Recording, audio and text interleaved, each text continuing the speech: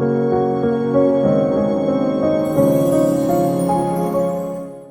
everyone, let us begin with our discussion on the individual surgical instruments. The first instrument that we are going to discuss is the Rampli swab holding forceps. Some people also call it Rampli's sponge holding forceps, sponge or swab holding forceps. So as the name suggests, it's used to hold the swab, right? It's simple and it is named after Rampli. So it's Rampli swab holding forceps. Let us have a look at the instrument. So this is the picture of the instrument, and as with a normal standard surgical instrument, we have the finger bars. These are the finger bars. This is the ratchet. These are the shafts. This is the joint. Can you guess what kind of a joint it is? Yes, it is a box joint. And these are the blades. And you need to focus on this part, because that is the actual identification part of this instrument. So I have this instrument with me here. This is the Rampli's sponge holding or swab holding forceps, and as you can see, it's a quite long instrument. See, my hand size is about 7.5 inches and it's longer than that too. So it's about 9.5 inches in length, and it's really a very long and a big instrument. So when you are sitting in front of the instrument tray in your exam, one of the biggest instruments that you can see is the Rampli's swab holding or sponge holding forceps. For example, if I put hemostatic forceps beside it, you can see that they are really looking like a father and son. Alright, so this is the size of most surgical instruments, and Rampli's sponge holding forceps is really longer than that. So it's a long instrument, 9.5 inches in length, and on the inner surface of the jaws it has a transverse serrations on the inner aspect of the jaws, and that is how you should identify it. So this part is the important part here, and it is going to look something like this. So this is the fenestration here, and these are the transverse serrations, and this is how you identify this instrument, because grossly this instrument also looks like an ovum forceps and also a pile holding forceps. But how are you going to distinguish between an ovum forceps and a Rampli's sponge holding? In a ovum forceps, the ratchet will not be there. So in your gynecology, in your instruments on obstetrics and gynecology, you might be given Rampli as well as an ovum forceps, because in gynecology both Rampli's and ovum forceps are used. In surgery, there is no scene usually of any ovum forceps, but for gynae you need to distinguish between a Rampli and an ovum forceps. And the other instrument is a pile holding forceps. We'll discuss pile holding forceps also. I'm just telling you a bit about it here. In pile holding forceps, you do not have these transverse serrations here. Now let us take a closer look at this instrument before completing it finally and talking about the uses. So let's have a closer look of the instrument now. So this is the tip of the instrument and how it's going to look like. So I'll just go closer to the camera. Yeah, so I think you can appreciate the transverse serrations, right? Here this is the transverse serrations, and the tip looks like this, and you need to distinguish nearly every instrument by looking at its tip, because otherwise they all look the same. Yeah, and as with all instrument, we need to hold it in this position. Thumb here, ring finger here, middle finger as support, and index finger for sort of guiding it. Alright, so this is the instrument in total, and as you can see, it's quite large. So now let's talk about the uses. So the uses of Rampli sponge holding forceps. So as the name suggests, the basic and the major use of this instrument is for holding the swab or sponge for cleaning the surgical site before starting of the surgery. So it is used to hold the swab or sponge which is used to clean the surgical site before beginning of surgery. That is the antiseptic cleaning that we carry out. So suppose we have a swab here and we need to get hold of the Rampli and lock the swab in place. So we take the swab and we put it in, and we use this to clean the skin before the beginning of surgery. So this is its major use and actual use. Now since we are holding a swab into it, it can also be used to clean blood during dissection of Calloch's triangle during, where do we encounter Calloch's triangle? During cholecystectomy, during open, obviously, because we don't use these things inside the abdomen in lab, we only use laparoscopic instruments there. So but even in laparoscopic surgery, for cleaning the skin we have to use a Rampli. So Calloch's triangle during open cholecystectomy, and also clean blood along the suture line for any anastomosis, for example gastric anastomosis, that is gastrojejunostomy, etc.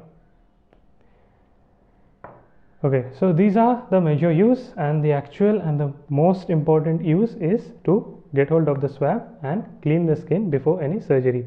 And as you can guess, that is why Rampli's sponge holding forceps is an instrument which has to be used for all surgeries. It can be major surgeries, it can be minor surgeries, it can be like surgeries of the subject's surgery, it can be surgeries of gynecology, it can be surgeries of orthopedics, anything. We need to prepare the skin, we need to clean the skin, we need to carry out the antiseptic skin dressing before performing any procedure. And that is why Ramplis is an instrument that you are going to see in every department of your hospital and before the beginning of every surgery. Now, as I have already mentioned, there are no end to the use of an instrument. Like you can use it to grab the Hartmann's pouch during an open cholecystectomy. But then this instrument, if that was the major use, the name of this instrument would have been maybe Ramplis cholecystectomy forceps or Ramplis Hartmann grabbing forceps, something like that, right? So it's named Ramplis swab holding forceps or Ramplis sponge holding forceps. So in the books and many other places, there will be like say 10 points, 11 points written under this instrument, that it can be used to grab the Hartmann's pouch, it can be used as an ovum forceps also. But the thing is that it's not the actual use of this instrument. You can grab anything with it. I can also take it out for a buffet dinner and I can grab a kebab and put it on my plate. So does that make this a kebab forceps? It doesn't, right? In fact, in some 5-star hotels I have observed, they have this kind of instrument near the kebab platter so that you can just grab the kebab and put it on your plate. But jokes apart, this doesn't make it a something forceps. This is a Ramplis sponge holding forceps, and that remains the major use of this instrument. The problem that happens is that we tend to read say 10 to 11 points regarding this instrument, and the last points are usually those miscellaneous or innovative or alternative points of this instrument, and what we do is we remember those points, and when the examiner is asking you what instrument is this, you say it's a Ramplis swab holding forceps or a Ramplis sponge holding forceps, and then the examiner asks you what is the use of this instrument, and you say it can be used as an ovum forceps, it can be used to grab the Hartmann's pouch, and the examiner naturally gets furious because it's not the actual use of this instrument. And you come out of the exam and you say, I told him all the uses, I told him that it can be used as a home forceps, I told him it can be used to grab the Hartmann's pouch, it can be used to remove the daughter cysts of the hydrated cyst. So I told him so many uses, but still he didn't let me pass or allotted me a poor mark or something like that. The problem is that first of all, you didn't mention the major use, and even if you did mention the major use, you didn't mention it first. So an instrument has one or two major uses, and apart from that there will be extreme minor uses of those instruments which are not commonly carried out in the daily clinical setting. But in books, in theory, you have to write everything, right? So the books, the journals, and on the internet you are going to find a lot of uses of instruments, because they need to maybe put 10 to 11 points to make things look solid and full of content. But that's not what we are here for, right? We don't need too much of content. What we need is the right content. What we need is a compact knowledge of everything. We need to study medicine, we need to study surgery, we need to study obs-gynae, we need to study pediatrics, and you can't waste a lot of time on Rampley's swab holding forceps. You need to understand this, and I'm not going to discuss this for all instruments, like don't mention the alternate uses. I'm just telling you here that please don't mention the alternate uses at first. If you have mentioned the important uses and then also the examiner asks you what else can this instrument be used for, etc., etc., then you can mention those alternate uses. But a lot of examiners don't ask all those questions because they have to conduct a lot of exam. They don't have time for all this, alternate and innovative uses of instruments. So Rampley's sponge holding forceps is used to grab a swab and carry out that antiseptic skin cleaning and dressing. The last thing that we need to discuss is how it is done. So you must have observed it in the OT quite a number of times, and in any OT that you go, it can be surgery, it can be gynae, it can be orthopedics, it can be ENT, you will notice that the skin is being cleaned before carrying out the procedure. So just a few points regarding that. Antiseptic skin cleaning. So we can use povidone iodine. For that it is known as betadine. So you must have observed that in a small bowl the nursing staff usually provides a little bit of betadine, and the surgeon grabs the swab with Rampley's, puts the swab into the bowl, and the swab gets wet with that antiseptic solution. It can be povidone iodine. If it's povidone iodine, it turns brownish yellow, and then he sort of paints, what we call painting the skin before the surgery. And for the abdomen,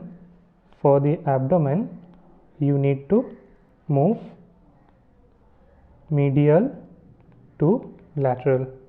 You can't wipe the skin like any other, say you're not wiping the floor of your house. You need to do it in a particular fashion. So for example, if we are carrying out an abdominal surgery, we need to first clean from mid chest to mid thigh, that is from the region of the nipples to the middle of the thigh. This much area has to be clean if you are carrying out any abdominal surgery.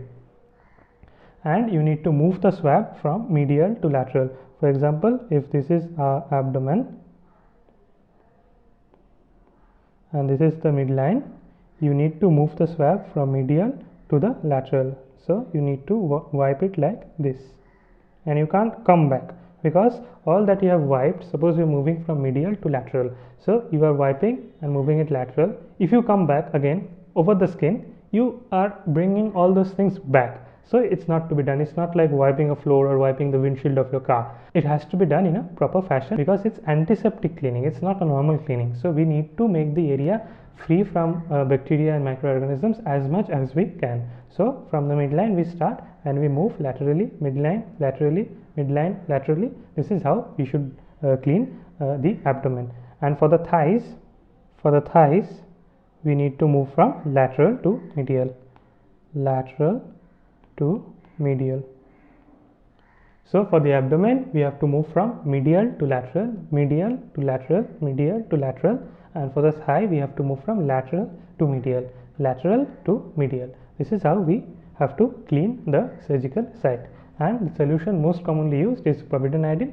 Some surgeons use spirit iodine spirit, that is, they use a solution of spirit first, then they use a solution of tincture iodine, then again they use a solution of spirit. This is known as spirit iodine spirit. That's just the name of the sequence. And you can also use cetrimide solution, that is Savlon, along with spirit. But the most common use is povidone iodine or betadine. With this, we finish our discussion on Ramplis swab holding forceps.